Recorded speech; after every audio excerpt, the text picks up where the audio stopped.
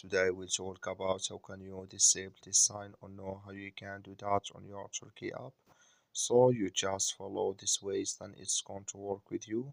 So all you have to do in first, you just go here, you click above this sign here. So then it's going to show for you a list like this. Then all you have to do, you just come here to show keep Talkie button here.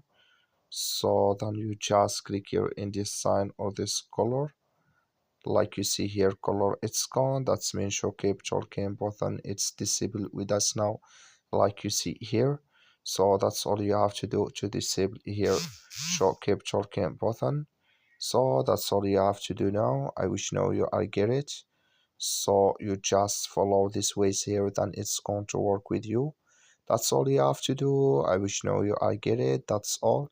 Thank you for your watching. Don't forget to support us by like and subscribe.